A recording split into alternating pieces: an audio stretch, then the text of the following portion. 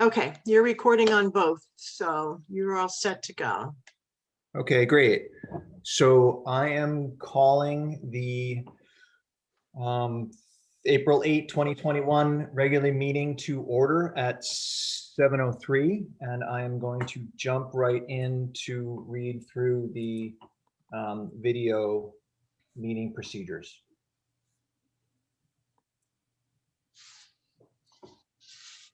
Just give me a moment to say that, okay, this is a web-based call. We are operating under the following procedures. The session is being audio recorded, just like every other Planning and Zoning Commission meeting. Tonight, we are also video recording. To ensure sound quality, the default rule is that we should all be on mute unless we are speaking. And the commissioners and staff will generally remain on mute except when speaking or voting, and generally be keeping a video of themselves on. We ask that if there's any members of the public who wish to make comments, that they turn their video on so that we can see you as well as hear you. And also you will be asked to both state and spell your name for the record.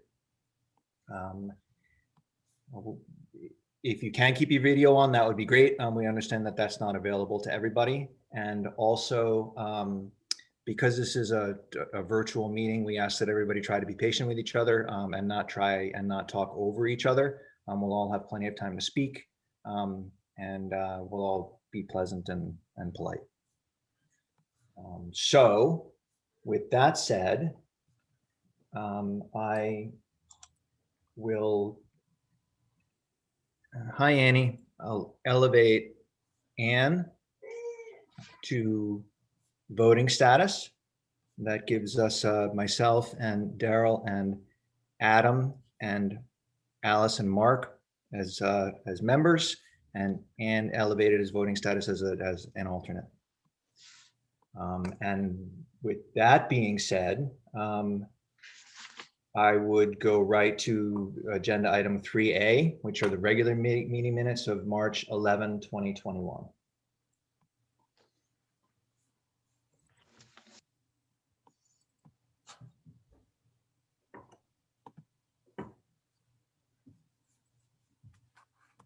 And I had one comment while it's opening.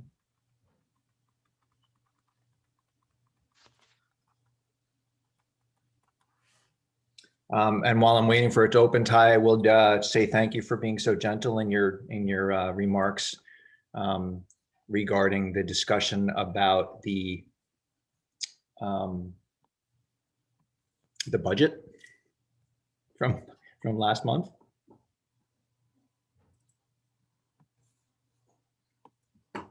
So my comment, I'm sorry, Mike's, I can't get it to open. I had one comment where there's an extra "the" in one of the comments,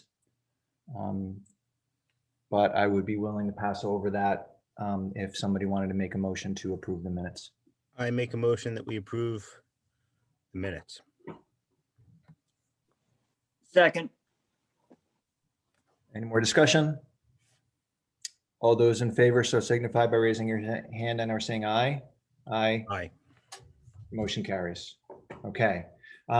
Is there anybody here tonight who has business before the commission who is not on the agenda? Okay, great. Then let's move right into old business, agenda item number 5A. And I think I'm going to reopen the public hearing at 7:07 p.m. But understand that we have not received any additional information, and we were looking for a site plan from the applicant.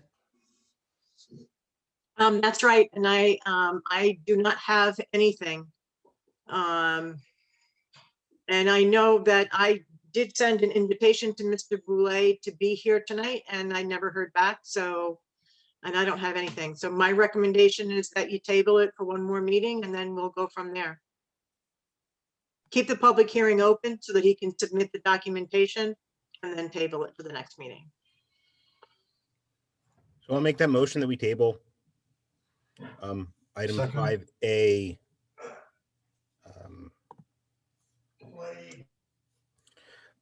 Item 5A1, application 11-21 SP and 12-21C David Boulay, 16 Longville View Road, map 11, block 40, lot 49.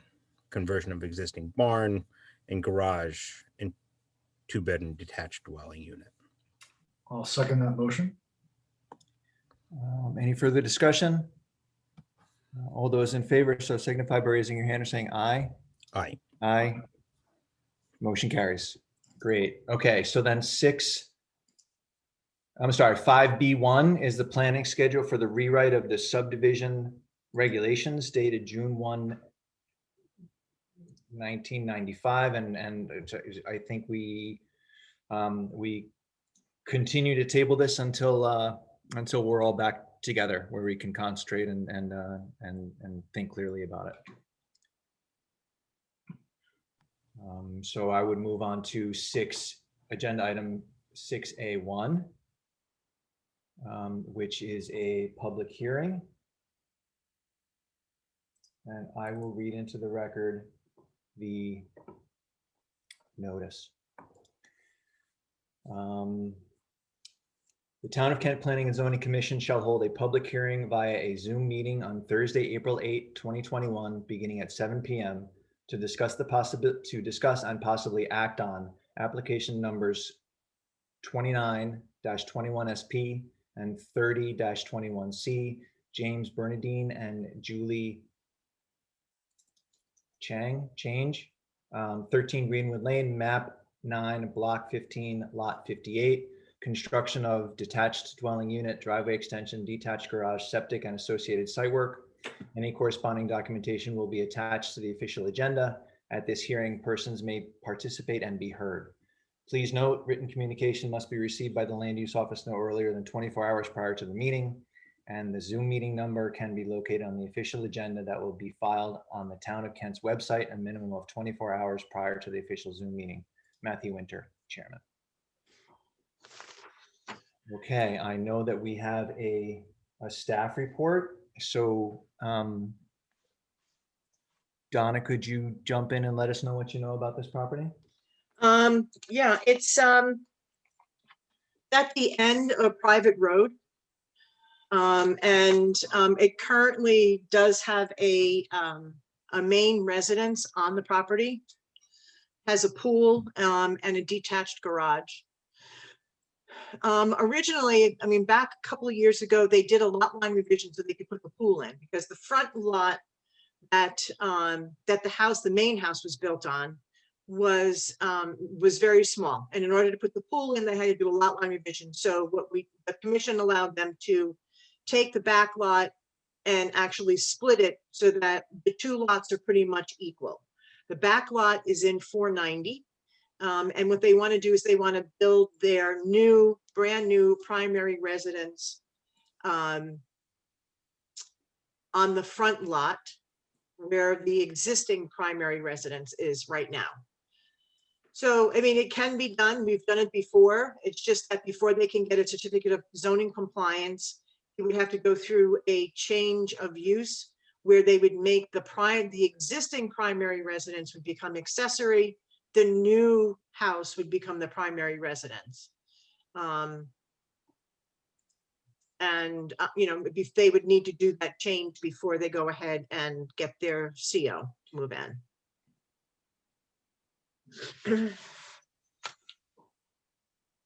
So, I mean, I had just a couple of concerns. I haven't really seen anything from Kathy yet. I need a driveway application for the extension of the driveway to the proposed new house, showing the width, the length of the grade. And that driveway permit would be for the extension of the driveway, not for a new driveway, because they're going to be using the existing driveway off of the end of the private road up into the new house, which I believe he showed on the plan.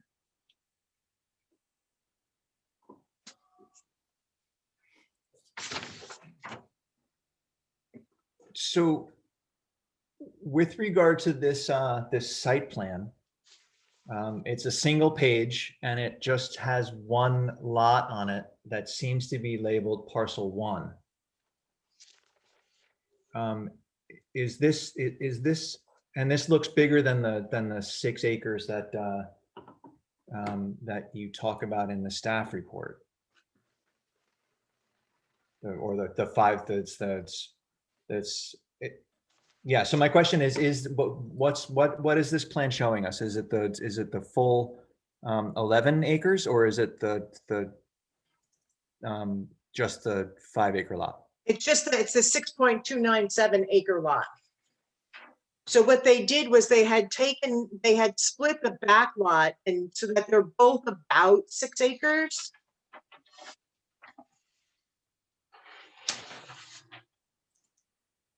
I don't have. Is the other lot above this on the drawing? It's northeast of this lot? Yes. Okay. So if you look, it's labeled Okay, no, at it's the not. top along the border that the other, I think it is. Oh, maybe not. Oh, maybe I'm looking at it wrong. So this is another example. I'll get up on my soapbox. It doesn't do me any good to look at this plan without all of the information that we need. You know, I don't see any application for any request for waivers, and I don't see a plan that shows where we are. I don't see a key plan. I don't see.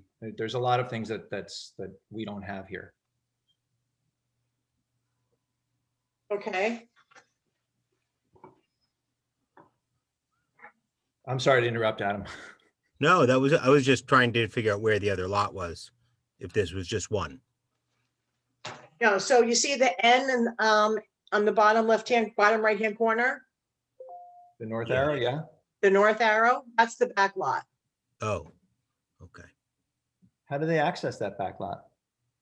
That driveway that is starting from the bottom left-hand corner of the site plan, Yeah. that goes up to the proposed driveway and the proposed garage, actually continues into that back lot.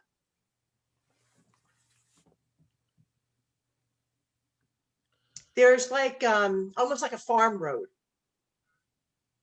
So is there an easement through the one lot to the other lot? Well, he doesn't need an easement because he owns both. But it's a buildable lot, isn't it?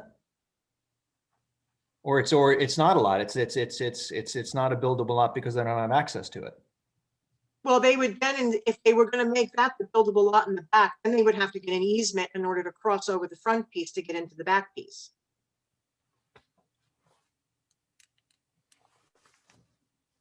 It doesn't sound like great planning.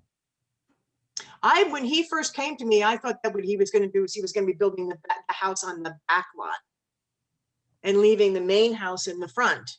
But he said, no, that back lot's in 490.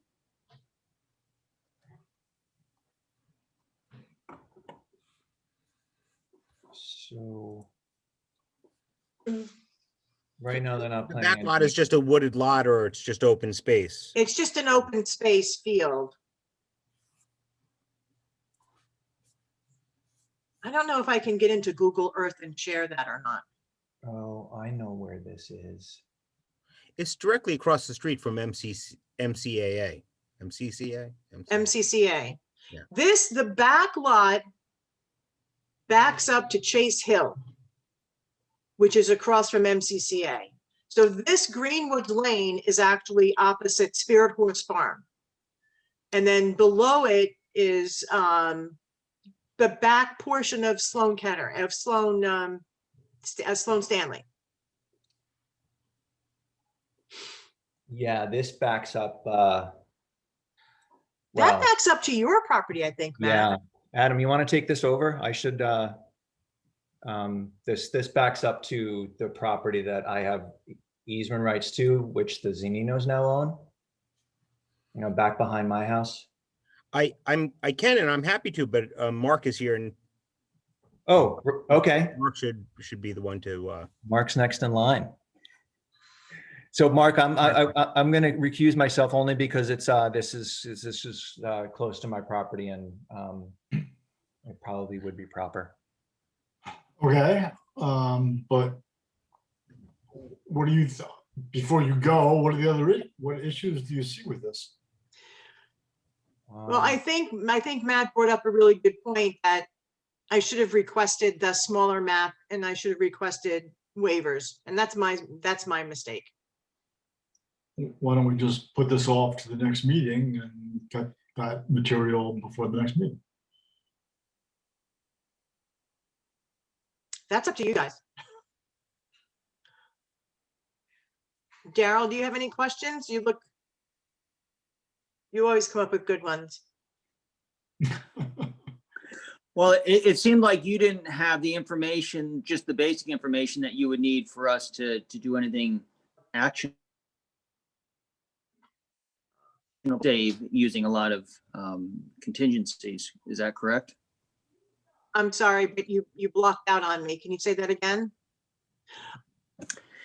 It seemed like you had noted some information that we would need to make a definitive decision tonight anyway. Is that correct? Yes, Torrington Area Health and driveway. right. Exactly. So we should put this over to the next meeting. Okay. I think so. I have one Well, question. I guess the only question I have is just to reiterate what you had said, though. Theoretically, this is all fine as long as we get the information, and it would be neatest to have all that information at the meeting and be able to make a decision with it in hand, correct? Yeah. Yeah. You know, I would like to see a map that encompasses both smaller key maps so that everybody knows where it is. You know, I always forget because I know where everything is. So it's like, well, you know, yeah, it's okay. It's there. I know where it is, but I keep, you know, forgetting that I need to ask for that. And we do need Torrington Area Health approval, which I don't have right now. And I know that you guys don't like to make approvals based on contingencies. And so that would have been one of them. So I don't have any problem speaking to the applicant and telling him that we need more information on the site plan. And that what we need is the driveway permit extension, showing that on here with the grades, an inset map, and then waivers if there are any. And we need to see the other lot, how the complete picture of the two properties, Okay. please. Donna, Yes. or whoever can answer, when you say if there are any waivers, why is there an if there? I mean, Well, why do, they probably will be waivers, but maybe only one or two if they provide everything that's required on the site plan. oh, Like okay, you know, they'll probably waive like the landscaping, because who knows what they're gonna do for landscaping right now, you know, that kind of Right. stuff. So if there's any, they'll just be those minor ones. okay. Is that So- the only house up there? I'm sorry, say that again? Is that the only house on Greenwood Lane? No.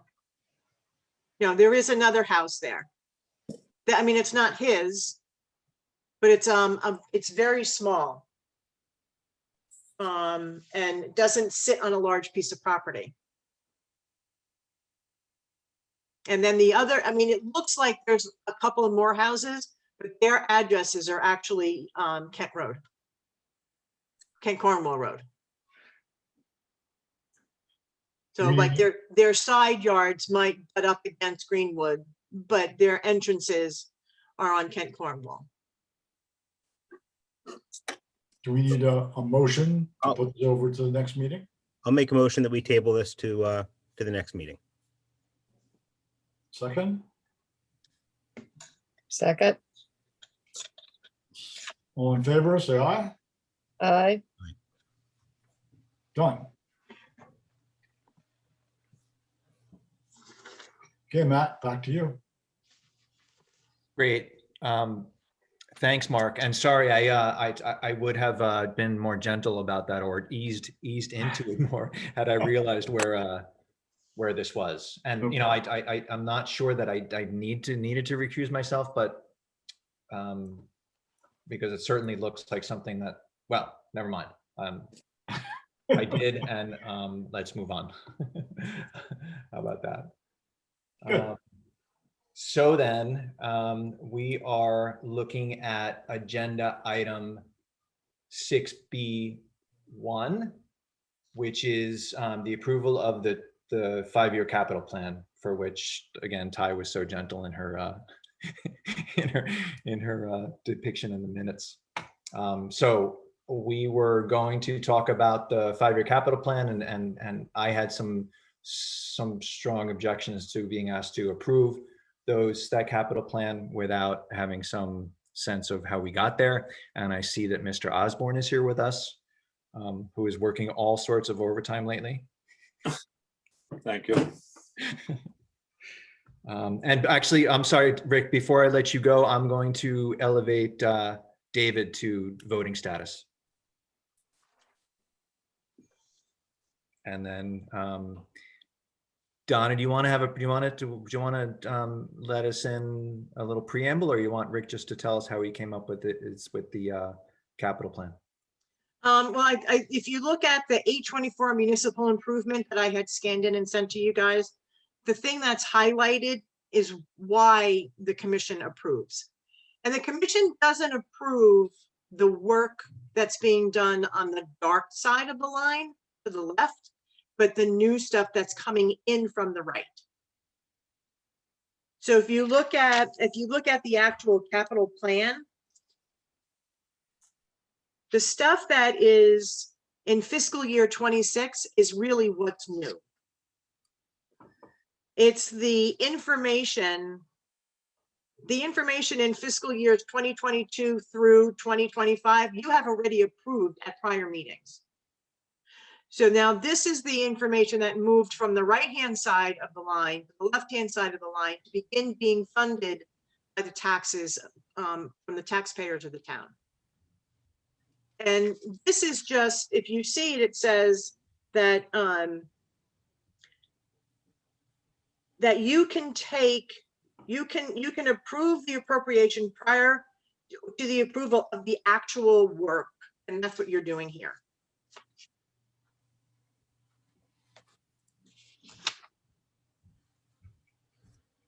And I don't know if that makes any sense, but that's what it is. So if you look at bridge number 16, what moved over from the dark side, moved over from the line is $183,117.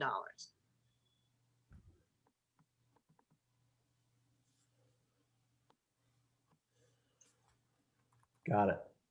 And so everything that's to the left of that 183, you had approved last year and the year before that. And then once Rick is ready to do, like when he's ready to start Carter Road, which is bridge number 15, once that 250 is fully funded, then he'll come before the Planning and Zoning Commission with their 824 recommendation. And that would be the actual application. So you're not approving the amount of dollars, but what you're approving is the actual project. And So we're approving that there's a proposed budget to do a project of a certain amount of money, whether it costs that much money, whether it costs more than that much money at the time that it gets there, those things could happen. But for the purpose of the budget, we're saying, okay, the budget's reserving this money to do this project. Is that correct? Go ahead, Rick. I don't think you were approving any dollar values. All you have to approve is whether it fits it within the plan of conservation and development. The dollar and values are all up to the selectmen and board of finance. So what you're approving is the work on Anderson Road Bridge, which is bridge number 16. Actually, Anderson Acres, but bottom of Anderson. Acres Sorry, on Capitol right. Road. Anderson Acres. Mark, we can't hear you if you're, All we're saying is that the proposed work doesn't conflict with the POCD that we approved 10 years ago. right. Exactly. Doesn't conflict with someone Oh, in the It's negative? consistent with, I could say it either way, I think.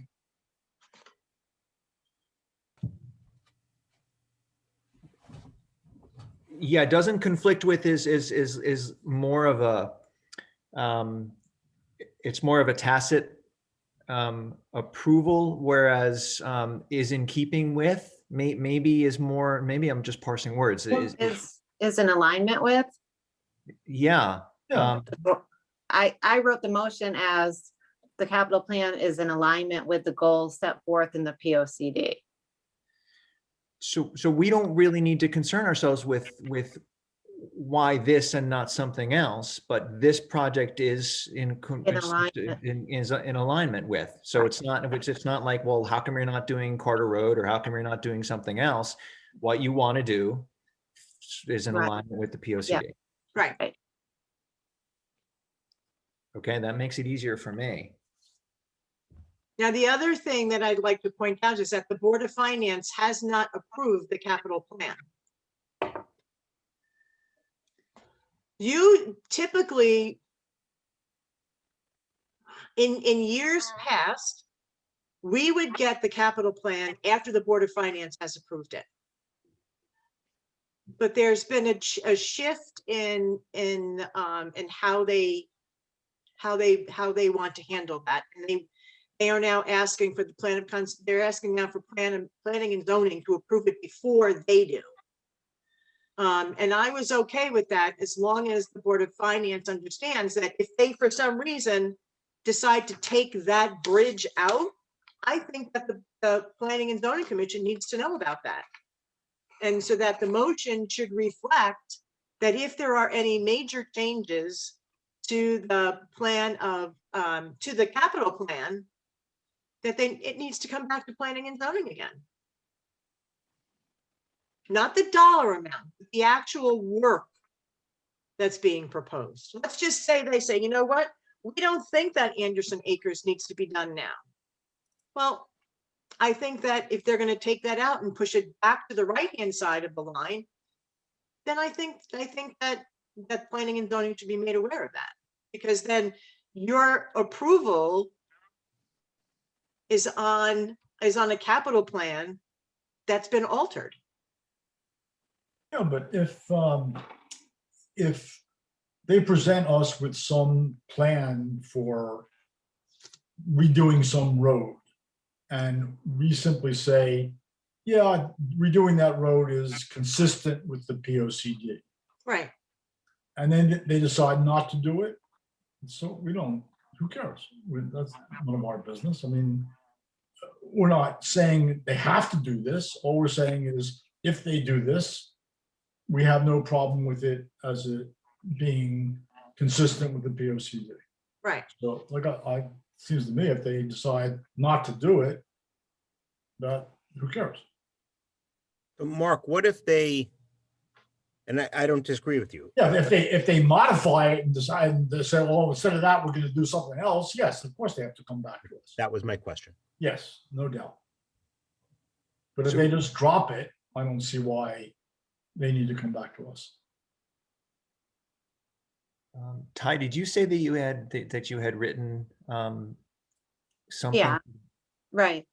I wrote that, you move to approve that the fiscal year 21-22 5-year capital plan is in alignment with the goals set forth in the POCD. Is one of us willing to, or comfortable with making that motion? Yeah. Yes, I so move. Great.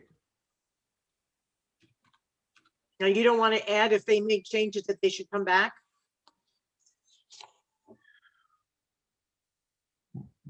Donna, I think I would suggest that, or maybe right now, we have no idea whether this bridge needs work because it's unsafe or because it's just aged out? Will it widen the road? Will it, I mean, how do we know it complies with the POCD? Whatever change you're gonna make. Matt, wasn't your question what was how- the goal we were trying to align with? Well, that's what Ty says, that that capital projects align, but maybe she knows that. I don't know that. I mean, do you all know if it aligns with the PSCD? I mean, I'm not saying you're wrong, Ty. I understand. Where have we ever seen even a picture or any reason why a bridge needs attention? I don't know. Maybe we don't, that's not our business. But I'm kind of leaning your way, Donna, that there's something else we need here. I'm not sure what it is, but. So let's procedurally, I would ask for a second to Mark's motion. Second, And then, so the discussion now on the table is, I think, how do we know that it does align with the POCD? And I think that we can reasonably rely on our land use staff to make that assertion for us or make that recommendation to us.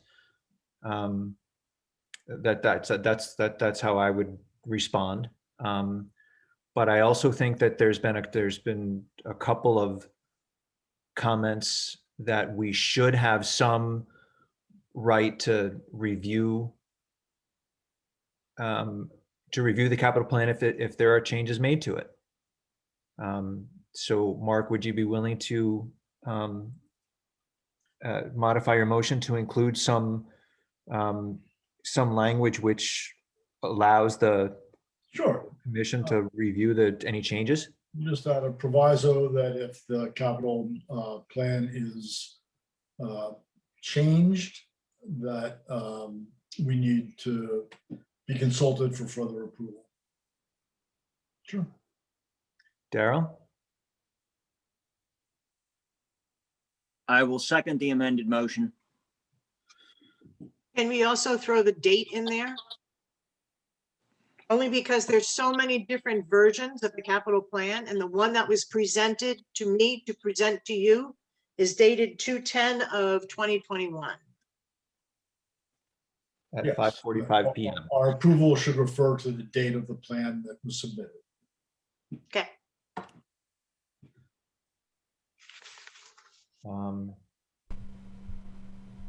Alice, do you have any more comments? So you somewhat satisfied with relying on Donna and Ty for the POCD? I guess, yes. I mean, I have one question. I can't imagine why they would approve something that didn't, but I'm sure that. Well, I think the plan of conservation and development, one of the things that it says is that, that you need to have safe towns, safe bridges, safe roads, as part of the goal of the plan of conservation and development, ultimately zoning regulations. So, the health, safety, and welfare of the town. Right. And I think that's where it ties into the plan of conservation and development. But I guess I'm being picky, but how do you know, you or Ty know if the plan or the specs for this bridge are safe? Well, because what's going to happen is when he comes in, right before he starts that, he'll come in before planning and zoning. Okay. For an 824 referral review. Okay. And then at that point in time, the engineers come, just like they did with the road, the bridge up on Carter Road. Right. I was thinking. Presentation. Okay. It'll be the same process. Oh, okay. All right. All right. Yeah. Just for the heck of it, I read that little section of the POCD, page 35. So it does talk about supporting maintenance and stormwater and associated stormwater, that sort of thing is mentioned. So obviously making sure things are safe and appropriate is clearly part of the POCD. It does call out one new project which was a new road providing an alternative route from 7 or 31 to the village center. I guess my question is, if we're looking at alignment at the POCD, it's either it should be for maintenance, in which case we defer to the professionals, or else it should be aligned with a project that was called out as something that we should be working on. So assuming this falls in the former, not the latter, would that be the metric we should be using? Like, we shouldn't be approving new projects unless they are aligned with the things we called out in the POCD. That is the section, right? Yes. Okay.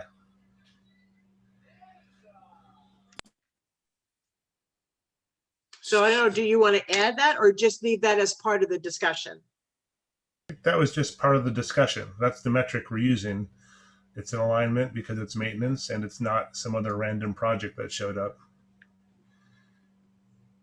So I'm good with that. Okay, so before I call a vote, Rick, is there anything else you would add?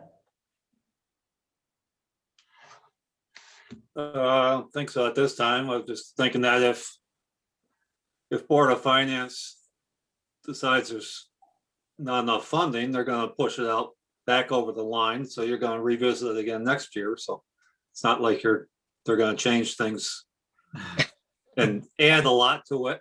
They're going to decrease stuff and move it out. Then we bring it back in again. So, and probably on that bridge for that dollar amount, I would guess that the other half of it is probably in over the line. I don't have a copy in front of me, but so next year we'll be talking about the same bridge again. Yes. Actually, there's 227 and then 228, 229 and 230.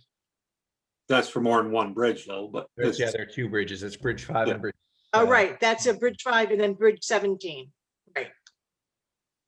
but So are those- you These are all thinking, repairs and replacements. It's nothing new. It's and road that was just mentioned there that's in the POCD, I believe, was the one that has been talked about with the extension from Maple Street extension up through the green to Route 7, which right now it's still private property. So the town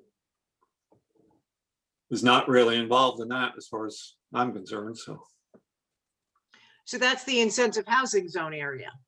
yes, Okay. behind the town hall. Yeah. Yeah, okay. So it would be the extension of that road in front of town hall, which had been in that. The in original plan thoughts for on many, Kent Green- many years. The original thoughts of Kent Green Boulevard was connecting all the way through. Right. Okay. Okay, so then I would call the vote.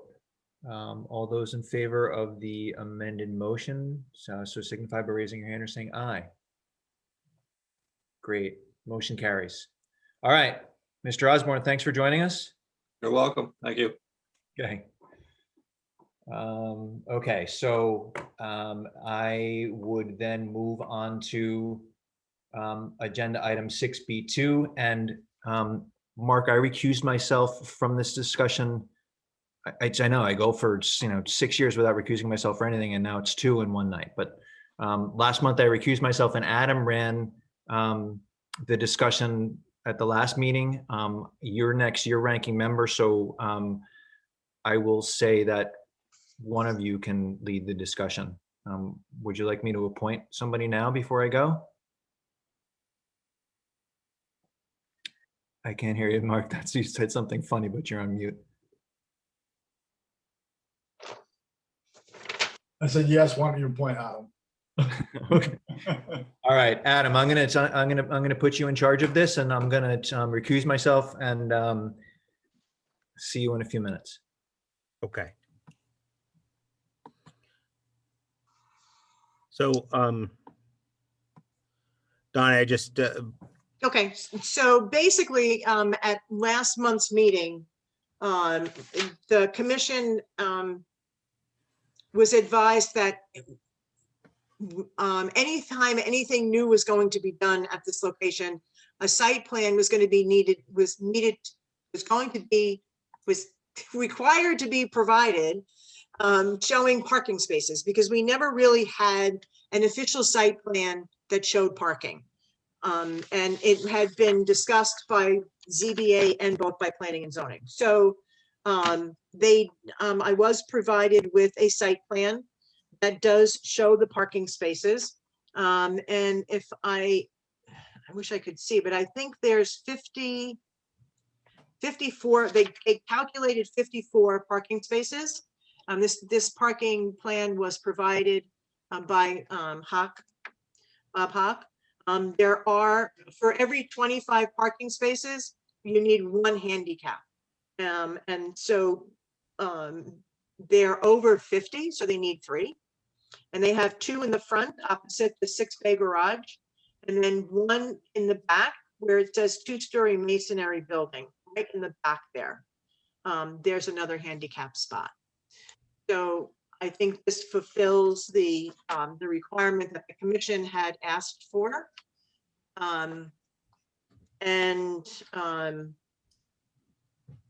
The only thing that the property owner will have to do if you approve the second apartment is to make sure that he works with the fire marshal and the building official to make sure that everything is constructed to code.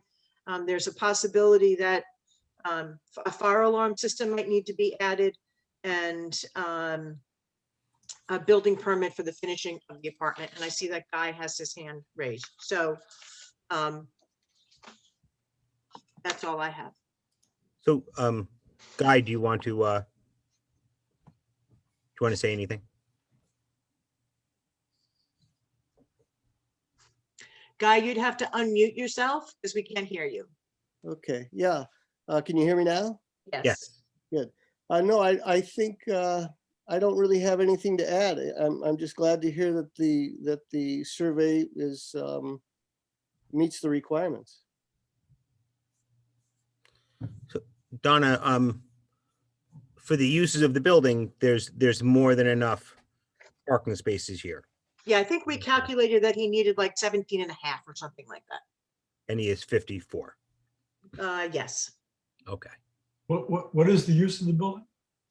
So downstairs currently, where's my agenda?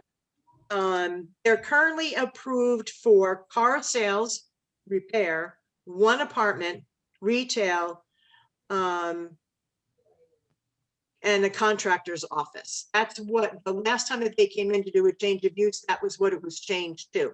So now they're looking for a change to car sales, repair, 2 apartment, retail, and a contractor's office.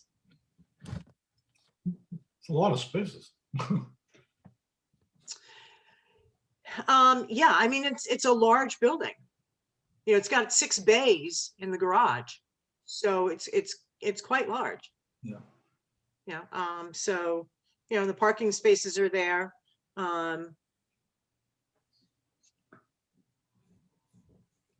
Okay.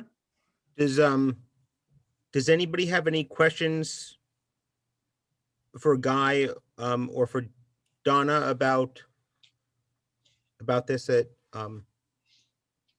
or is this ready for a motion?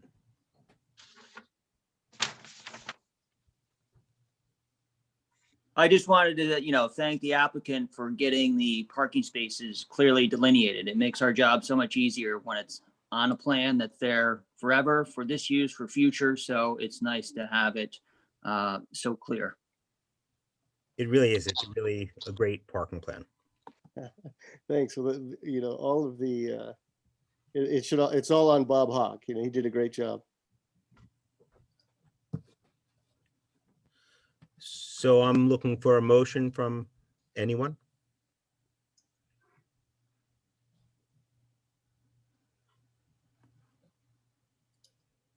Because Someone? Matt is missing being here. I'll make a motion to approve application 21-21C, Guy Mowry for Engine 22 LLC, 21 Bridge Street, change of use from car sales, repair, apartment, retail, and contractor's office to car sales, repair, apartments to retail and contractor's office. Second. Discussion? All in favor, say aye or raise your hand. Aye. Motion passes. Thank you. Thank you, Guy. Okay, so what'll happen is, I'll send out a letter, and then attached to it's gonna be a commercial zoning application that you'll need to fill out. Once I approve the change of use during that process, then you'll have to work with Stan and Joe and, do the things that need to be done before you rent that space out. Okay, very good. Thank you, Okay. Donna. Alrighty. Have a good night. Have a good night.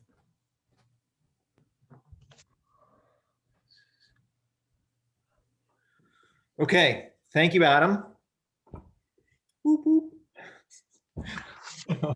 I am going to move on to agenda item number 6B3, which is an informal discussion regarding plan and zoning, the expectations of the Kent Volunteer Fire Department with regard to as needed site plan review.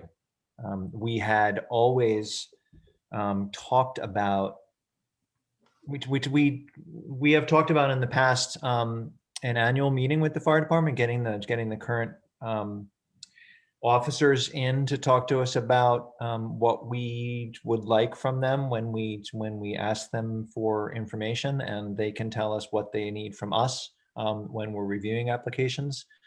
So I think that this is a continuation of that discussion. I know we put it off the last couple of meetings. We left it off the agenda for the last couple of meetings because we were so busy. So Donna put it on so that we could talk about when we wanted to ask the fire department to join us. So we're going to talk about when we want them to come and join us, or about what we need from them? I think both. I think we have a preliminary discussion about what we would like to request of the fire department when we, just in general, why their input makes it easier for us to make our decisions. So it can be a short conversation that's, certainly we would like them to respond to any requests that we make and help us understand what their concerns are about any particular application. That's what I would like to convey to them, and then get a sense from them what they would like for us to review and flag for them when we're reviewing applications. Well, I think at least, some of the things that we need them to review at times has to do with access for them. How, on a property or at one of the schools or facilities, where is the access? How do they get their apparatus into place, into a driveway, without having to knock down a column or something? Because they will knock down a column and they'll damage the town's equipment, and then we as taxpayers will pay for that repair, but they'll do whatever's necessary to get to wherever they need to do, wherever they need to go. So I think those are at least a couple of big things that we need to be able to hear from them on. And you pinpointed pretty much commercial applications, but would the land use office be required to use their discretion if an application comes into them for an administrative approval where there might be a concern about the driveway or the turning radius coming off of, like, a prime example of that would be the new house that's being built over on Kent Hollow Road, down in the ravine overlooking the West Aspetuck River. That was a concern that I had when they came to us, and I did speak to the fire department. So, are you concerned about just strictly commercial properties, or do you want their involvement in both residential and commercial? No, I actually meant it both ways. I I was saying for access I was using commercial and residential homes as an example. I don't know that a fire truck always has to get to the side of a home, but maybe they do. Maybe we have to look at our driveway regulations. I think they're already there to make sure that apparatus or emergency services can get in and down a driveway or up a driveway to a house. Donna, would it help you in your administrative permit review process to have input from the fire department? Yeah, I mean, in some cases, now that we actually were able to go to the firehouse and see the size of the trucks, because I mean, I have no idea. And, talk about turning radiuses and that kind of thing. I looked at it and I thought, this is going to be tough getting in there. And at that point in time, I was using Gary Hawk as my contact at the fire department, and he came over and looked at it. And then they took it upon themselves to have a conversation with the property owner and said, you might want to think about this and you might want to think about that, because we don't want to give the volunteer fire department the authority to not approve applications, but more to use them as kind of a conduit working with the the property owner, with respect to, maybe we need to look at this in a different way. And I think they're willing to do that. I mean, we did tweak the driveway going into that property on Kent Hollow Road a little bit in order to allow the fire trucks to have a better turning radius.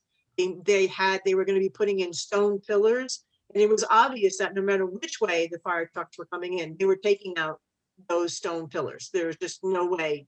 And so we meet with them, and they actually moved those stone pillars back so that they would have a wider swing space available to make it into the driveway. And I think that was just a prime example of stepping in and saying, maybe we can work this out in a better fashion, and they were willing to do so. I have a question, because I would hate our volunteer fire department. They're volunteers and they work hard already, and they're spending a lot of time. And I think it's important for us to be able to go to them and ask them on certain applications if something is all right. I would hate it. I don't think we should get to where we're asking them all the time. Right. I agree with that. And if maybe what we should be doing is getting the turning radiuses of apparatus from the fire department of what they need to be able to turn in from a road into a driveway. And that should be part of our driveway regulations. So there's fewer instances that we may need to go to the fire department or actually ask them to go talk to a proposed homeowner. So in that same vein, then, with regard to protecting their time, does it make sense for us to, rather than invite them to come to a meeting? I mean, I think, getting together and shaking hands and hugging is all, it's really important, but I don't think that we can do that now. And I'm not sure that maybe a Zoom meeting would be fun with us all talking, but maybe it would be just as reasonable for us to send them a letter and ask them if they could give us a list of things that they want us to review for residential and for commercial, and for even healthcare facilities that we're looking to approve. I agree with that. I think we should. We think we should ask them what they need. We may need to lead them a little bit, because we're asking them what they need in terms of what we as a commission need to think about. Yeah.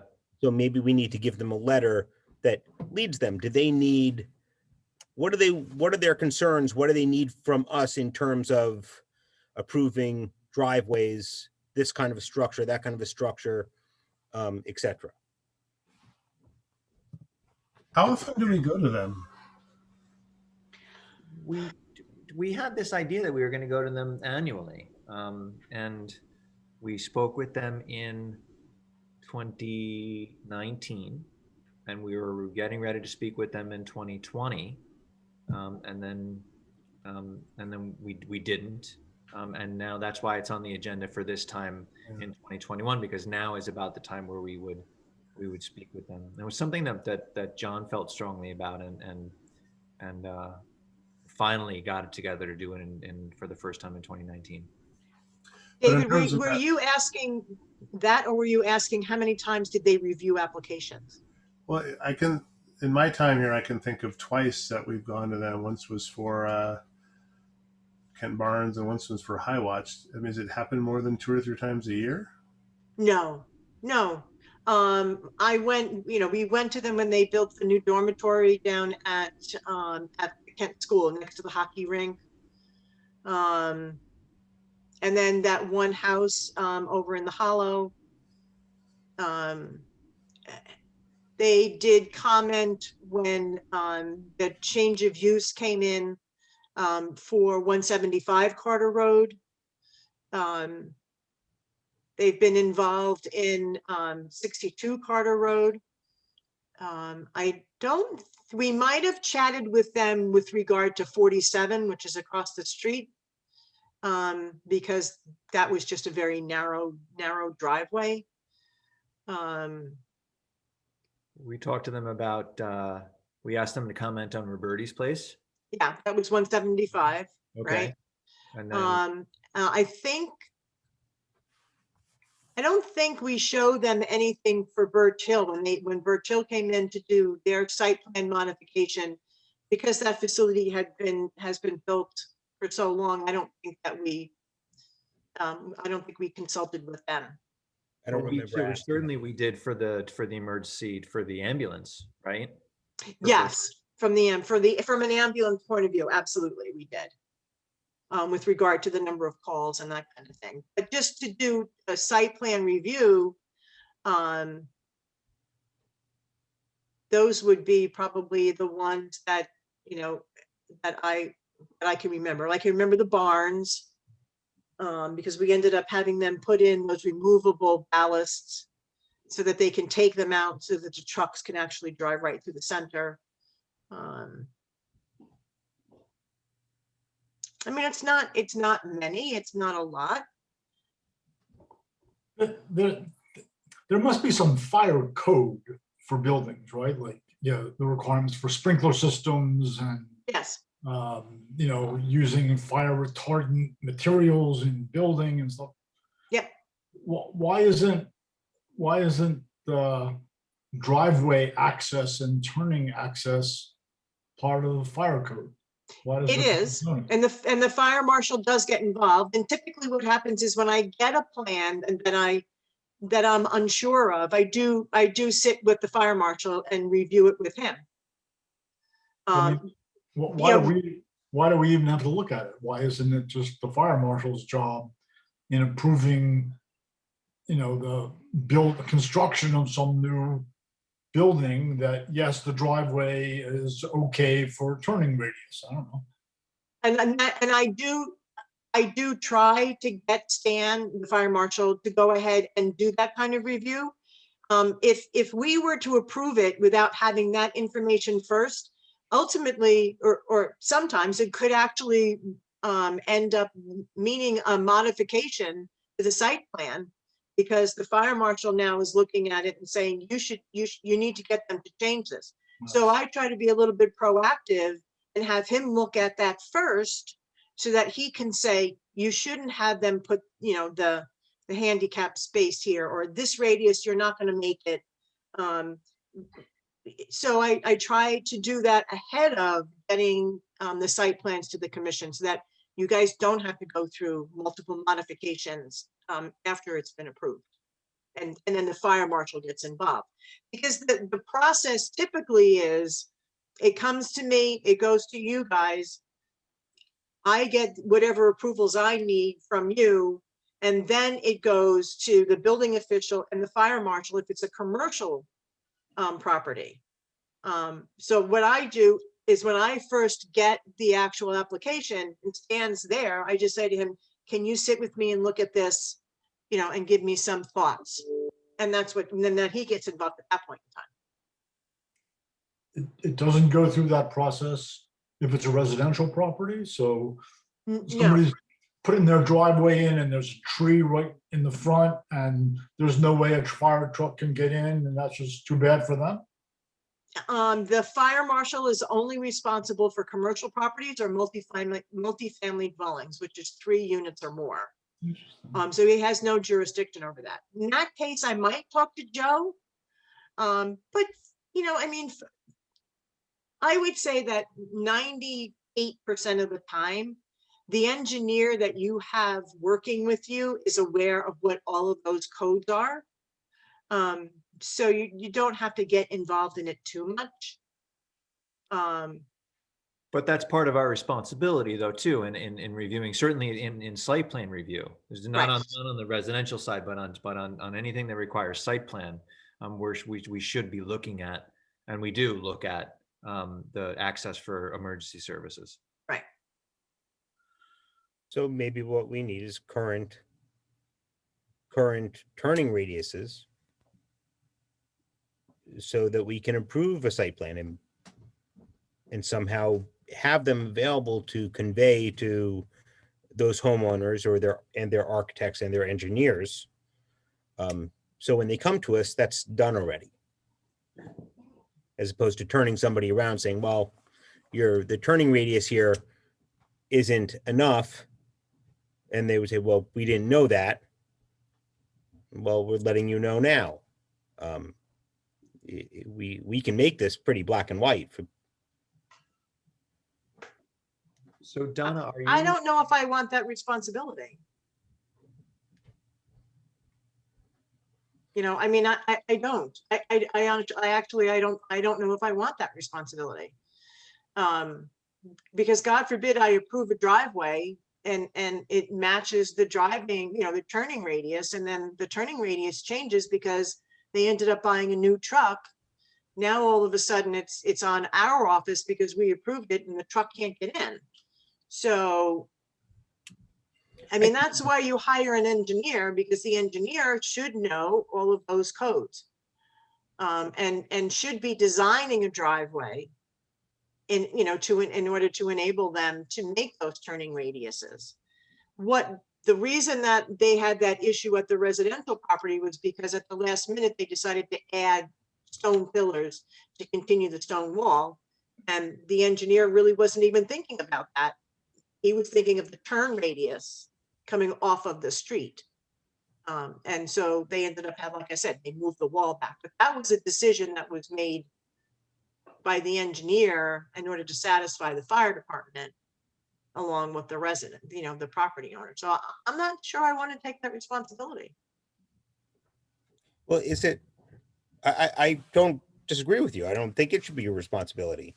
But just like in anything, whether it's a building code or anything, it's only current until it's not. And it's not, you know, so if we've written down, because the fire department has given us information that they need a turning radius of this much, and that's what we've specified that in our regulations, until they update us that they just bought a new apparatus that has a much bigger turning radius and the old one won't work, you know, until that time,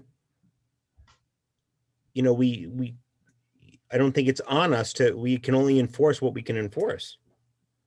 We can only be current to what we're current with. Right.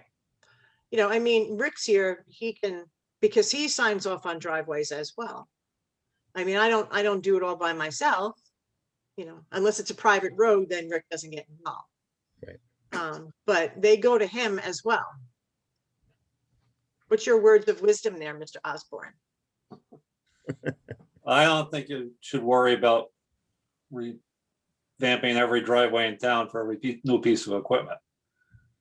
if the regulations have a width of the driveway, minimum radiuses for the corners, then there's not really, and you already have the grades in there.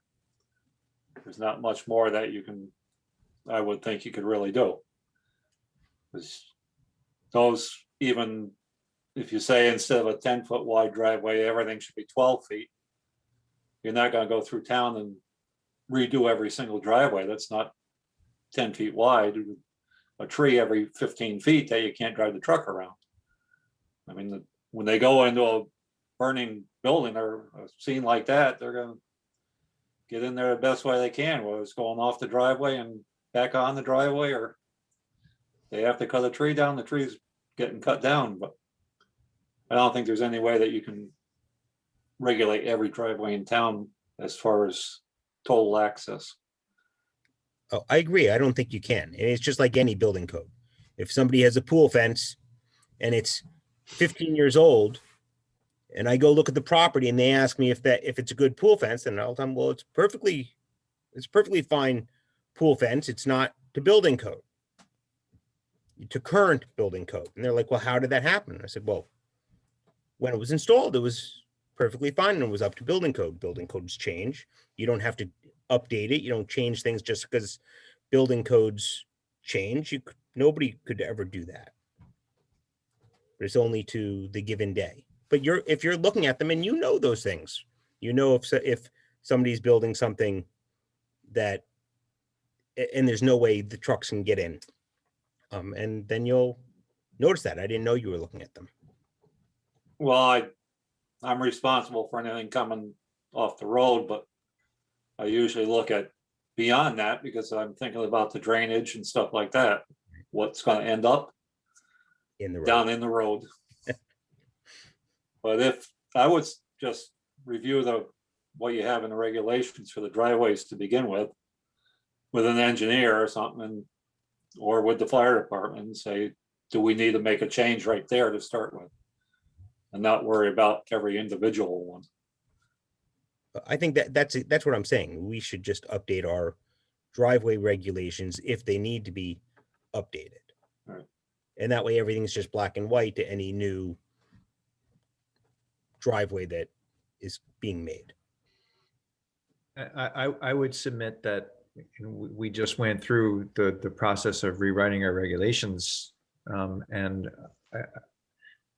I would also submit that what we have in our regulations is, in terms of driveways and driveway access, is adequate.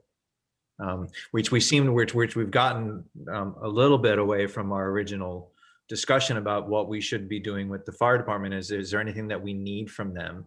I think we've decided that we do want something from them, but I was going to ask Donna if you and Ty are comfortable after this conversation with sending a letter to the fire department and asking them what they would like us to look for when we're reviewing applications, and start the dialogue that way. And maybe we can get a written response, and maybe we can follow that up with a discussion with them.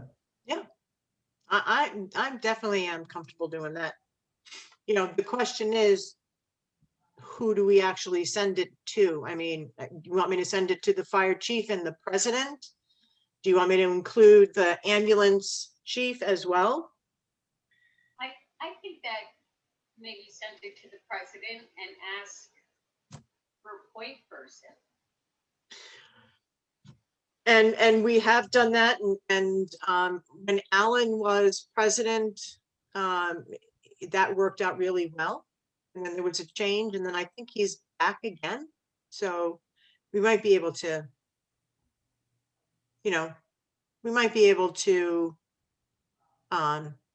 to pick it back up again in that same fashion.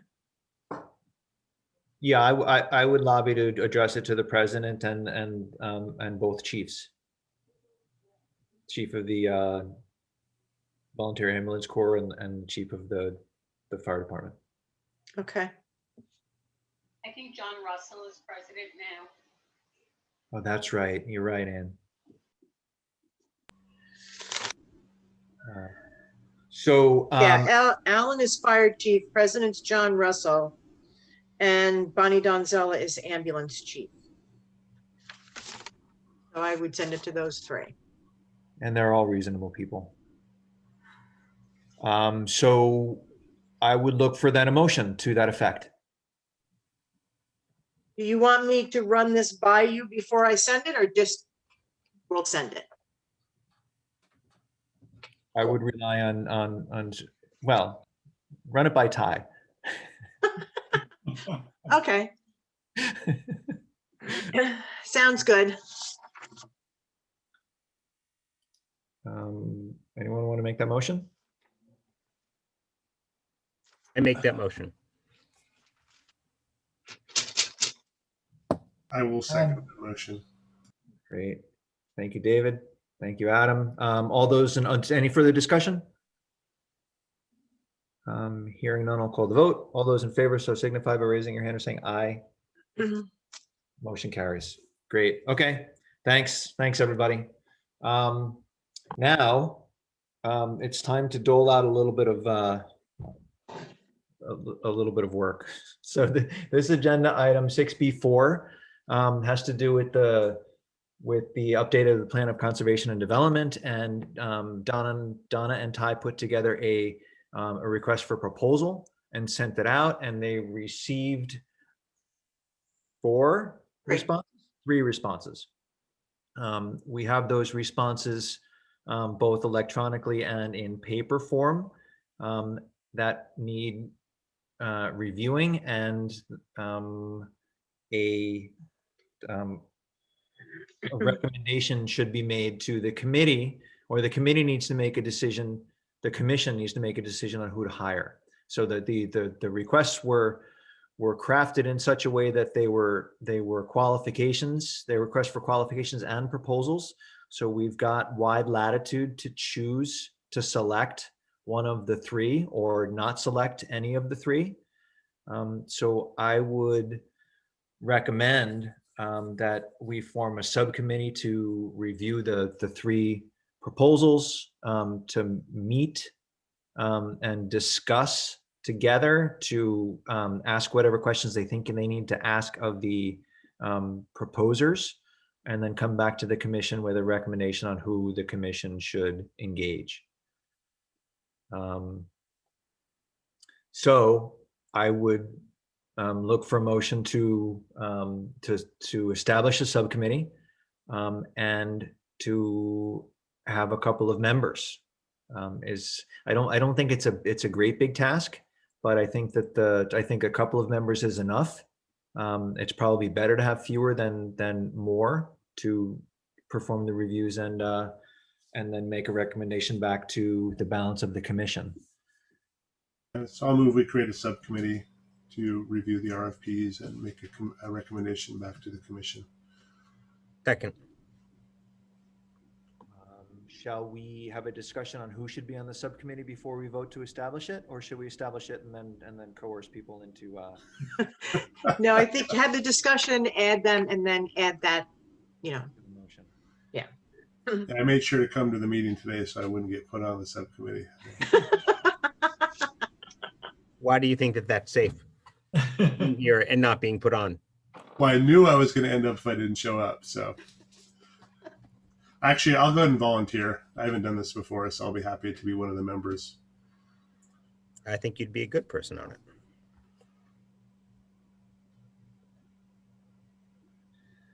I'll Matt, as chairman, do you want to do it, Matt, as well? Do you have three? Adam was just about to Oh no, Matt can do it. I don't need to do it. Well, no, Matt as chairman, and then one other. I'd do it. Okay.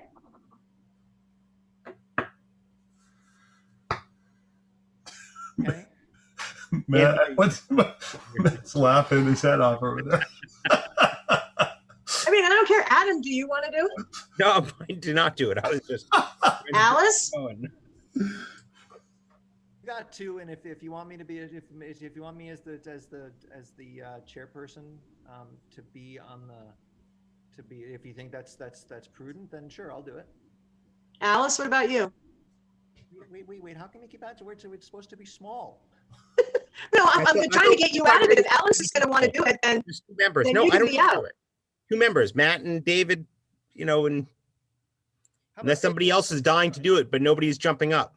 Right, But David, Matt, No, we can't hear you. You're very I quiet. thought Mark said he was doing it. I volunteered. Oh. Yeah.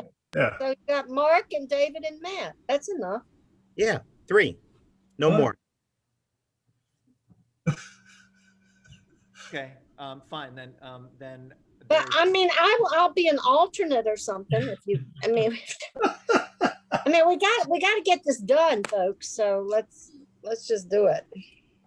Fine. So there's a motion on the table to create a subcommittee, and there's an amendment to that motion to have David and Mark and myself as members of that subcommittee. And who was David? It was your. David has to make the motion. Okay, so I'll amend the motion to put David, Mark, and Matt on the committee. And I second the amended motion. And so your charge is to review all of the submitted RFPs, requests for proposals, and come back with your choice to the commission by the next meeting. Sure. Reasonable? Okay. Shoot. We have to vote on the motion. Well, I amended the motion a little bit by saying, reviewing and by the next meeting. So this way you have a begin date, you have an end date, and you know when to work with end. All right. I will accept the proposed amendment to the motion. And I'll second the proposal as amended. Okay. Matt, we can't hear you now again. You've gotten Okay. very low.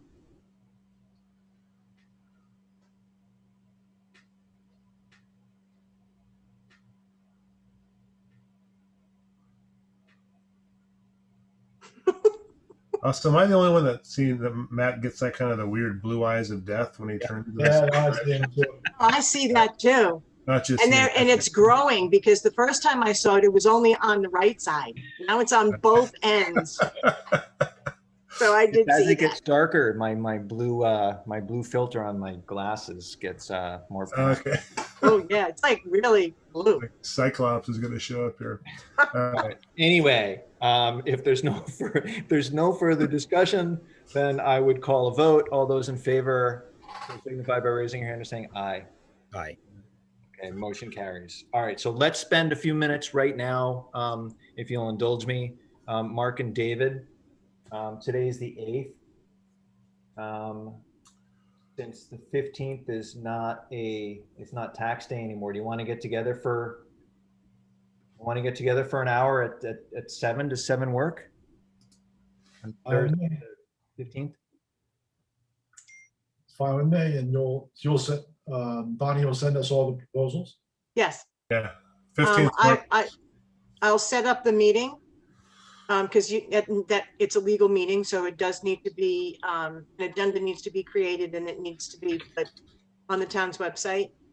It needs to be recorded, so I'm away that day, I think, right, Ty? Right, I'm away, I think, that day. If you set up the Zoom meeting, can one of us just hit record? Absolutely. I can make one of you a host. Yes, I'm away that night. So I can make one of you the host. Okay. I'll flip a coin with Ty and we'll choose who's going to be the host. And we'll let you know. All right. And then you can record it. I did get both hard copies of the RFPs and I also got electronic versions, digital versions. So I will just email those out to you guys. I'll set up the agenda. I'll set up the Zoom meeting. I'll make one of you the host. And then you can come back with your recommendation at that point in time, at the May meeting. Will you also send us the RFP that went out so that we can see what people were supposed to respond to? Oh, absolutely. Yes. Great. Yep. Great. And then one last housekeeping question. Should we keep notes of what we decide, just the motions, or will you and or Ty watch the recording? Ty can do it, she's saying. Okay, great. Do you want to be the host at the meeting? Or do you not want to go to the meeting and then just do the minutes? No, it doesn't matter to me either way, whatever's most convenient for everybody. Okay, doesn't matter to me whether you're with us or watch the recording after. Okay, that sounds good. All right, then great. Thanks, Donna. Okay. Cool. Okay. You fly on the wall, I gotta tell you. Okay. Next. Next is the application number. And again, Paul, thank you for listening to our shenanigans for all night. But this is 6B5 application number 32-21C. Paul Zemansky, P.E. Arthur H. Howland and Associates for Jonathan Chaplin and Rona Jung Kim, 32 Mountain Road, map 12, block 40, lot 15. Construction of new in-ground pool, terrace, shed, and related site work within the Horizon Line Conservation District. Donna there was a staff report, I believe, right? Yeah. You want to take us through that, and then we'll ask Paul to represent the applicant and walk us through the application. Sure. So basically, it's a large piece of property on Mountain Road. Mountain Road is off of Camps Flat, off of South Kent Road. Dirt road, private road, goes all the way up to the very, very top, overlooks Hatch Pond and the Kent School, the South Kent School. Anyway, it's a majority of the property is in the Horizon Line. There is a Kent Land Trust easement on the property. And it's about 45.5 acres and about 8.5 acres, depending on which map you look at, is conservation easement through the Kent Land Trust. Paul had left me a message and I was so busy today, I never got back to him. And he had said that really the only thing that's in the shed that's in the Horizon Line is the shed. But I was thinking that maybe the pool was as well. So just looking at the way the lines are on the map, I was a little bit confused. So maybe you can explain. Yeah, I'll all clarify. that. I'm sorry. Yeah. Okay. Yeah, for the record, Paul Szymanski. So go ahead. Are you done, Donna, or sorry? No, and the only concerns that that I had at this point in time is the fact that they're going to be converting the existing garage that is currently built and on the property into a detached guest house. So while the kitchen is on the floor plan, it does not show any appliances. It's built into the floor plan, but there's nothing there. And eventually they're going to be adding a kitchen. And what I think they need to understand is if and when they're going to do that, they'll have to do a change of use via a special permit from the accessory guest house to a detached dwelling unit in order for that to be legal. So when they get ready to put the kitchen in, they'll have to come back to do that. But other than that, with my misunderstanding of the map, because I thought the pool was and the shed was, but everything in between was not, based on the way I was reading the lines. So if Paul would be kind enough to explain that, that would be great.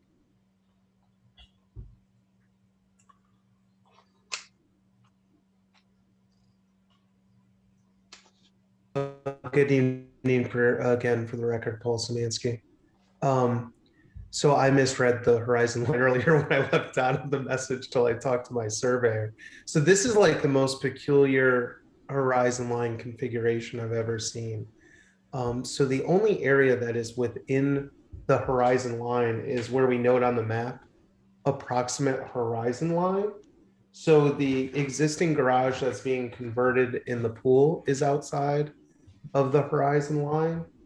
The existing home, which we're not doing any improvements to, that is actually within the Horizon Line. And I misspoke in Donna's voicemail. The shed is outside of it. So the only activities that we have within the horizon line is the proposed well and a septic tank, which obviously is underground. Oh. Hmm. So the horizon line's in the middle. And the leaching fields as well. Yeah, it's very weird. And I checked it today just to make sure. Do you want me to share that map on the big screen, or are you guys okay with what you have? I can't read it. Okay, all right. I'm gonna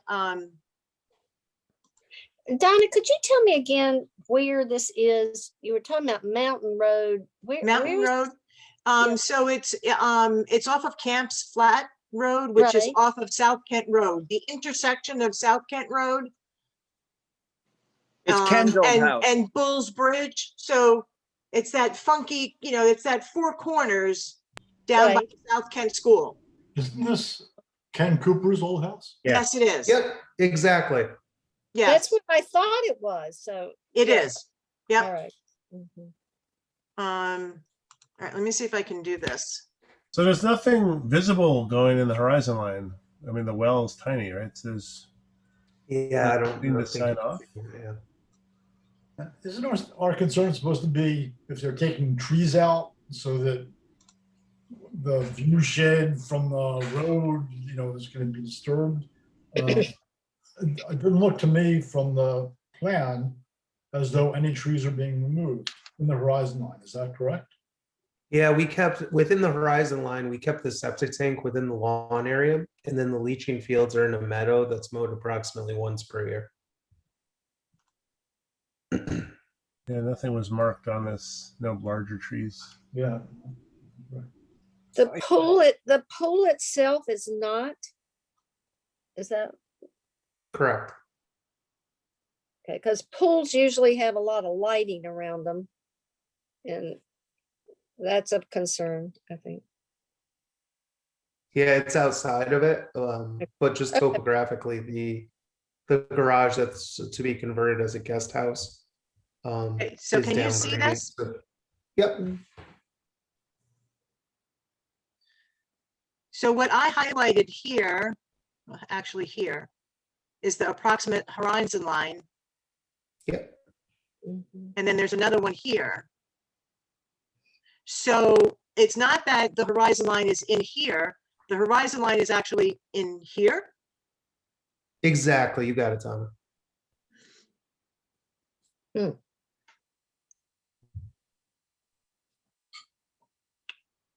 So I think it's appropriate that this is coming before us because there's some development that's happening within the horizon line.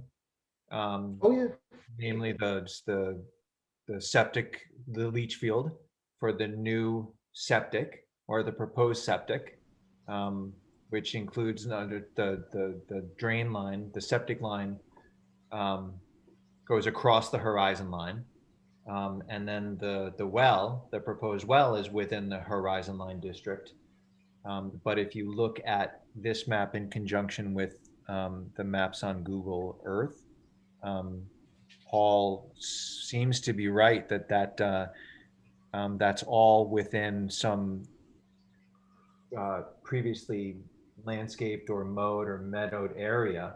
So they're going across, Leachfield is in the meadow, and then you're going across a lawn around some trees.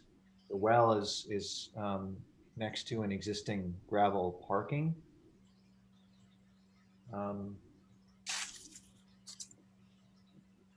So from a horizon line, from a horizon line standpoint, I think it's okay. I'm more concerned about what the plan is showing regarding the kitchen. If there's not going to be a kitchen, then either the kitchen shouldn't be shown. And we don't have that drawing, Donna. We don't have the floor plan. But if there's going to be no kitchen, then there shouldn't be a kitchen. The kitchen shouldn't be shown. And if there's going to be a kitchen, you know, we're happy to look at that, but it's a different, still a site plan review. It's just different. Yeah, our client understands that there's no cooking facilities, kitchen at this time. So can you if it's listed on the drawings as kitchen, then It is not. It's not. It is not. No, Okay. it's what it is it's a countertop and then a 4-foot aisle and then an island, which It's like you a make wet the bar, so assumption there's that a mini that's fridge where and the things. kitchen is going to go. okay.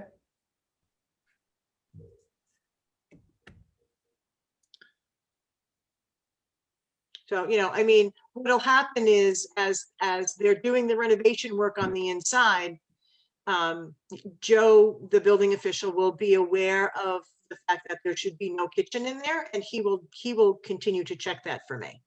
I can't think that they're going to that they're going to be putting it in there without doing what they're supposed to.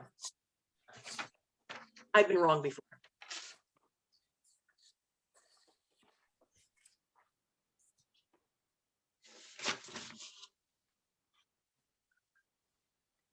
There we go. Okay. Does anybody have any other questions for the applicant? I had a question about the horizon line. When I first looked at the vicinity map, I almost thought that the house was not in the horizon line and that there was an island that was part of the horizon line. You know, there's a shoulder that garage sits on, and when you drive down Camp's Flat, you can see the garage silhouetted against the sky, but not the house. But you said you had checked it, so it's not as if the larger horizon line is defining things to the west and the south, and then you have this island, which is also part of it. You're saying that island is an exclusion from the horizon line belt? Yep, so there's an island. It's like a diamond shaped Yep. piece with the points to the diamond on the left that you can see on the screen, and then to the right. And that's excluded from the horizon line. It's bizarre. What it's by design so that the horizon line did not capture areas that could be developed that were not visible. So rather than, you know, being excluded. Oh, So okay. there's a lot of high points. in Gotcha. Kent So that they makes sense then. Yeah, there's high points in Kent that you would think. So would be that part of works. it, but if they're not visible, then they're not included. You know, I'm comfortable So that, good job, guys. you know, the pool is a flat plane, so it doesn't have any verticality, which would trigger the horizon line 35-foot parameter. The one issue that I did just want to ask about, is that pool going to require blasting? You know, where is the ledge going to go? There's a retaining wall there. So there are things outside of the pool that might, you know, impact tree cover and silhouettes of the trees against the sky and things like that. So is the building envelope for the pool fairly tight, or is there going to be sort of collateral damage just because of the nature of the ground up there and getting a pool in? That topography is relatively flat there, so I think it's one of the only areas that may not have ledge besides the septic areas on this property. Down gradient along the driveway in between the house and the driveway, there's a tremendous amount of ledge, but up here there were good soils. Right. So that metal cable guardrail, is that there or is that proposed? Because that is a drop off. That exists. Okay. And the propane tank on that side, is that a strange location? Is that pretty remote from where they're going to fill, or is that just a drop off so it's easier to hide the tank there? Easier to hide the tank. And they'll just walk up.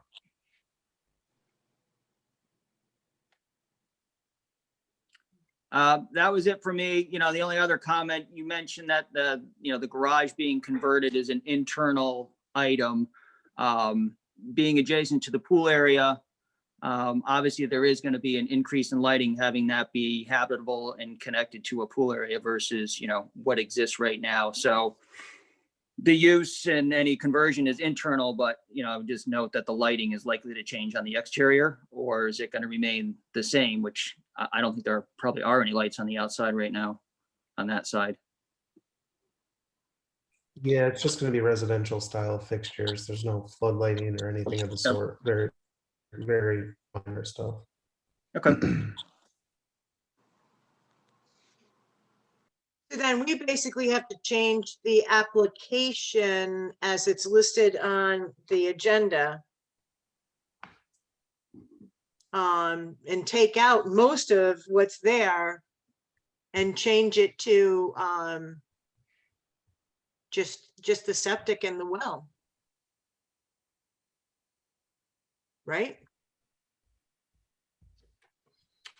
That's I agree correct. with that.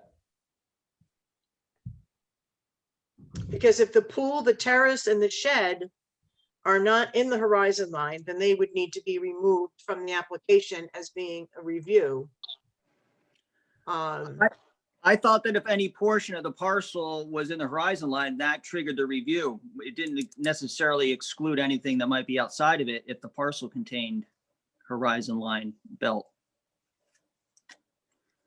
Some of these areas that we review are pretty far down from any boundary line. Other cases are a little bit closer. So, I don't have a problem with that for this application, but I didn't think that if a property was in the horizon line, if you kept everything out of it, it wouldn't necessarily trigger review, because there's obviously tangential impacts to the horizon line from what happens outside of it. So based on that, Daryl, you would suggest that any application on any parcel that has some horizon line overlay district on it would fall into our review? Well, that was my question. If that's how it's written, I would want to keep it intact. If that's not true, then I'm fine with excluding it. I think we use our best judgment when we look at a property. If there's very little in the horizon line, it's not really of a big concern. If 99% of a parcel is in the horizon line and the 1% that's being developed isn't, I think we might still want to look at it. I agree. Right. Because you're going to end up ultimately having to take down at least one or two trees in order to get to where you need to go. And so it would be the removal of the tree and the associated site work then that you would be looking at. Right. I mean, this application is a good example of, whether it's coincidental or whether it's by design, the development is being placed in an island that's not part of the horizon line zone when it could have been placed within it. So, we can say that it has worked in terms of guiding the development on this critical, unique property in the least impactful way. So this is kind of a good all-around scenario. Okay, and then I would say let's leave it the way that it states. Because I think the discussion in the minutes will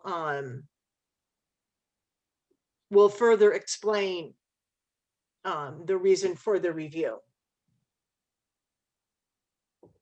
And you would you say, Donna, that related site work is enough to describe the well and the septic? I think so, yes. I Okay. mean, I think once they look at the plan, they'll be able to see what the related site work is. And I always include associated site work to mean septic and well, any kind of grading that needs to be done, that would all be included in that. Septic and stuff. So yeah, I think that's fine.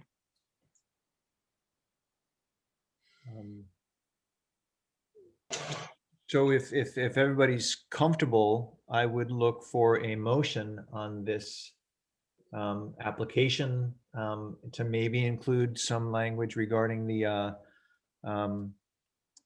residential full cutoff down facing lighting.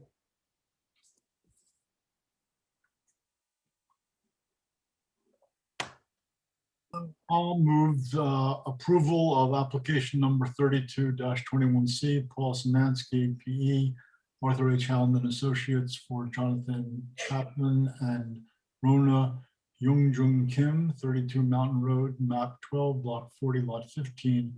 Construction of a new in-ground pool, terrace, shed, and related site work within the Horizon Line Conservation District, provided that any lighting that is added to the site will be full cutoff, downward facing. And also that at this point in time, there shall be no kitchen installed in the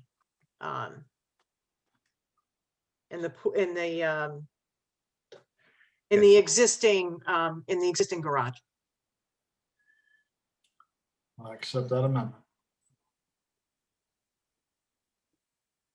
And a second? Bueller? Okay, Adam seconds. Thank you. Thanks, Mark. Thanks, Adam. Any further discussion? Great. All those in favor, so signify by raising your hand and saying aye. Motion carries.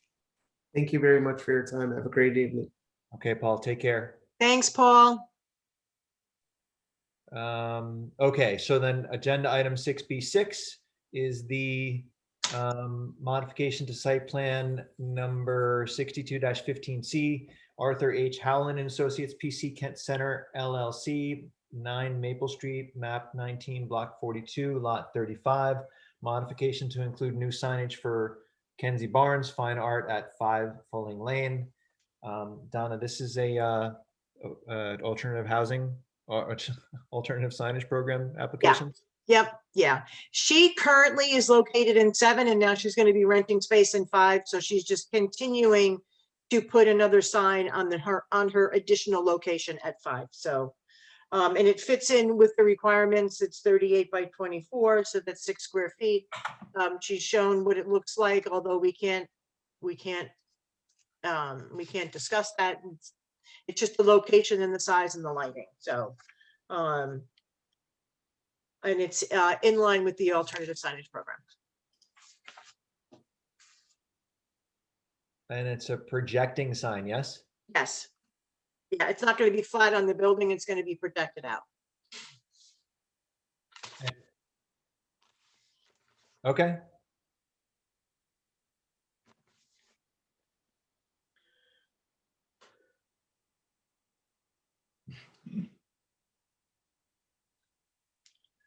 The motion that we accept modification to site plan 62-15C Arthur Howland and Associates PC Kent Center LLC 9 Maple Street, map 19, block 42, lot 35, modifications to include the new signage for Kenzie Barnes Fine Art at 5 Fulling Lane. Second, although I think it's Kenzie. Oh, Kenzie? Okay. Yeah, Kenzie Barnes. It is. I thought it was Kenise is what's in the Oh, sign. it is. It is Kenise. It is. I'm sorry. You're right. That was my mistake. Kenise. Like Denise with a K. Sounds more exotic when if it's Kenzie. Hey, No, Denise. Kenise, right, with a K. Like Denise, only with a K. I said it right. That's just by chance. you had it right, Adam. Okay, so without any further discussion, I would call the vote, and all those in favor so signify by raising your hand and saying aye. Aye. Motion carries. Great. Okay, agenda item number 7A, which is the staff report having to do with the passenger rail service. Yeah, I have been Rick back in for some reason. I don't know why. Maybe he couldn't sleep, but I've been following this train campaign that's coming out of Massachusetts. And one of the things that has been suggested as a House bill in Massachusetts is the creation of an act to provide special funding to do a study of passenger service on the Housatonic rail line.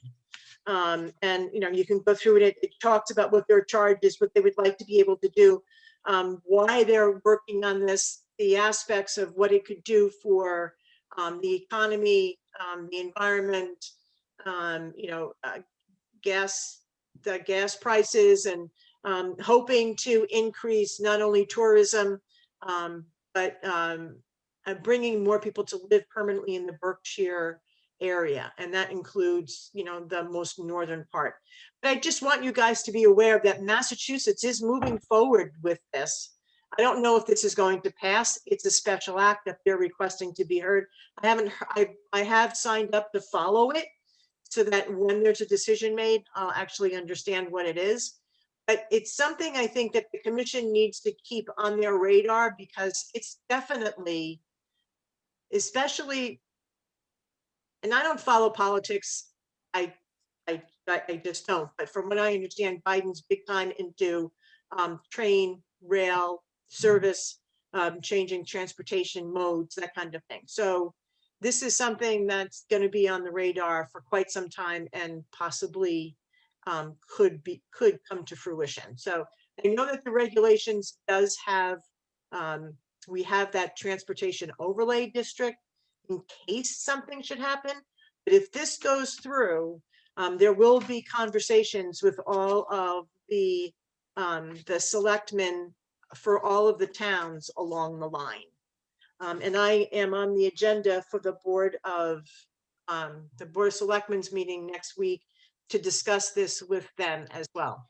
Now, in conjunction with this bill, from a Connecticut standpoint, they are, the Connecticut rail line is looking for the release of money. There's a transportation fund, and that fund has a certain amount of money in it that the governor can release to help with the infrastructure of transportation, and that's all different types of transportation. The Housatonic rail line is fighting for money to be released from that fund in order to create safe passage on the Housatonic rail line for freight. So the Connecticut portion is talking freight, the Massachusetts portion is talking passenger. How the two of them are going to meet, I have no idea, but it's obvious that they're not on the same page at this point in time.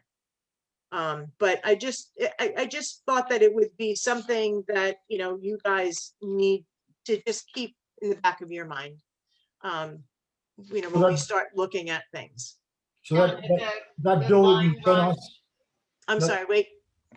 that bill that you sent us hasn't been adopted yet? No, it has not. It's on the docket, but in Massachusetts, it's not, to my knowledge, it hasn't been adopted yet. Because it calls for the report to be delivered in like a month. I know, I saw that, and I'm like thinking they're off a year, because the way that I read it was that, yes, this is what we're going to provide, and we're going to provide it because it hadn't been approved yet.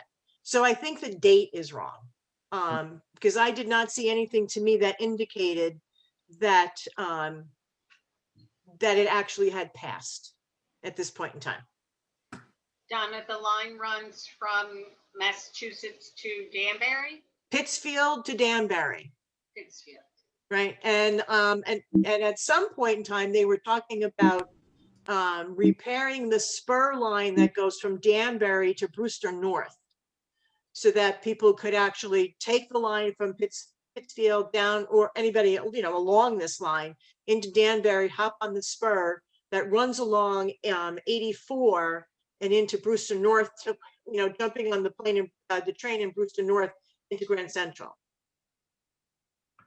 So I don't know if it will ever work or not, you know, but it's just, I think it's something that's big enough, and is being, this one woman that runs the organization called Train Campaign is very passionate about this. And I don't think she's going to really let it go quite so easily. So, you know, just to know. Okay. The other thing that I wanted to talk real quickly about is there's been, I learned this today, there are 2,785 bills that were proposed in this recent legislative session. And a couple of those will be affecting planning and zoning with regard to affordable housing, which, you know, we'll have to talk about when we start doing the plan of conservation and development. The other thing that comes out of it is there's a possibility of proposed training for all commission members. That was a suggestion. I went to a webinar just the other day, and the different states require different things. New York requires 4 hours of training. That's the initial, and then 4 hours annually. New Jersey has initial training requirements of 5 hours. Tennessee does 4 hours, initial 4 hours annually. Kentucky, 4 hours initially, 8 hours every 2 years. And then Louisiana and South Carolina and Maryland are the other states that currently require commissioner training. Now, what the proposal is for Connecticut is that it would be similar to the DEP training, which is given to all inland wetlands agents, but the amount of training would be more, and anywhere between 2 and 4 hours of that training would have to be handled, talked about of someone who specializes in affordable housing. This all has to do with Desegregate Connecticut. They are looking to change the regulations to allow accessory dwelling units as of right instead of special permit, which is what we require at this point in time. So there's a lot of things. I was at the COG meeting today.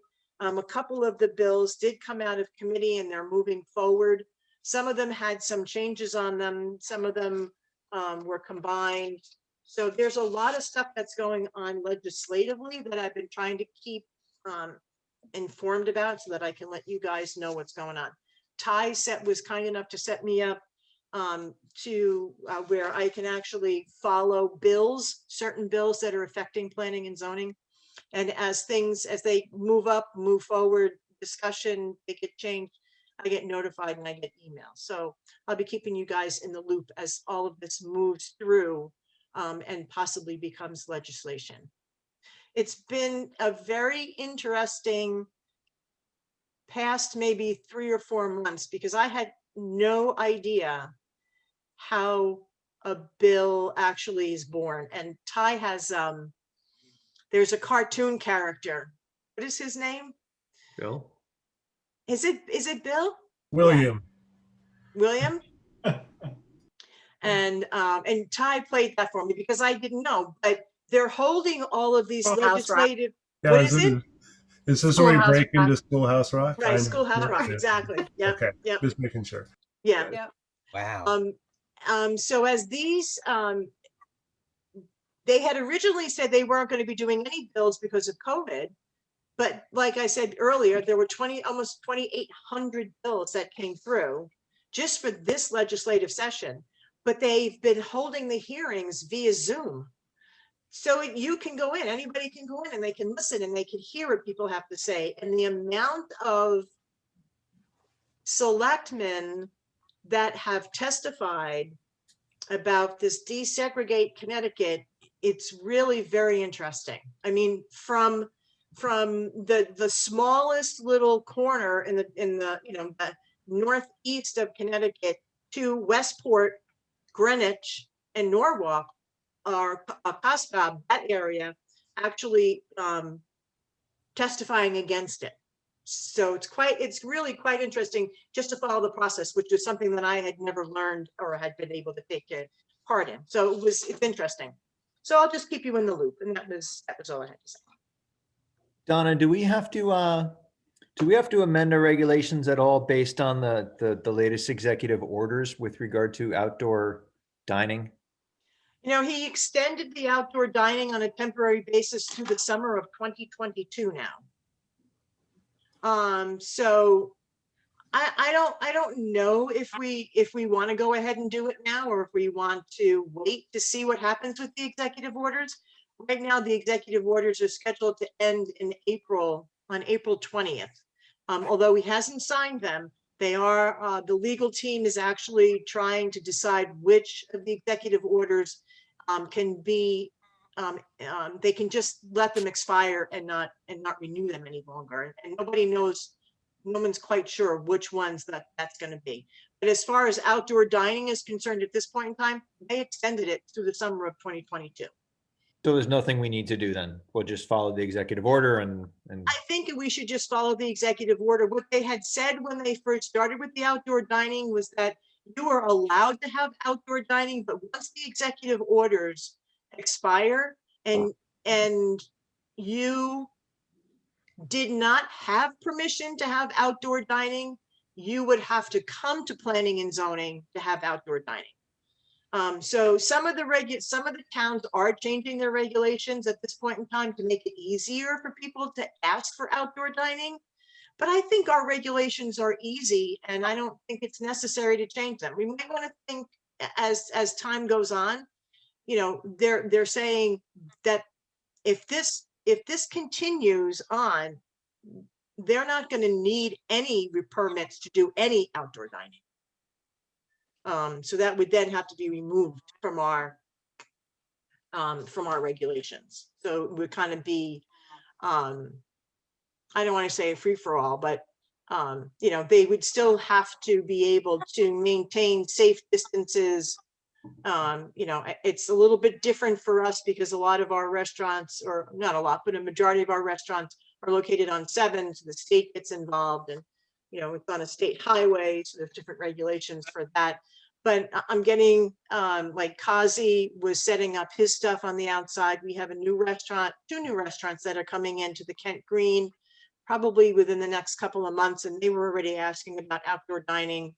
Alyssa is going to be adding a couple of more outdoor tables, but Stan and I are working very closely in regard to that, as to how many they can actually have outdoor and where they can be put. And some of the requirements that I am asking for, just from a safety perspective, is to have at least some kind of ballards, whether they're big, huge, like Kazi has the horse, the silver things, whatever they're called, I don't know, that the horses. Water troughs. Yeah, he's been filling those with plants, and so that's acting kind of as a ballard, so that nobody could drive into the seating area. And so I'm kind of trying to make sure that everybody, I don't care if they do it, but they have to do it safely, and that's the most important thing for me. So. Okay, good. So unless there's any more discussion on the staff report, then I'll go into agenda item 8A, which is the subdivision regulations subcommittee, which we spoke about earlier. And then agenda item 9A are administrative permits and certificates of compliance. Any comments or questions regarding that document? Then agenda item number 10, Donna, do we need to go into executive session? I have not heard one word from anybody about this. Okay, fine. So then agenda item number 11 is the discussion regarding the open sessions. We didn't go into executive session, so this is an open session. And we had spoken about just following along with the recommendations and of our legal counsel. And I don't think anything has changed unless anybody's got some questions or comments.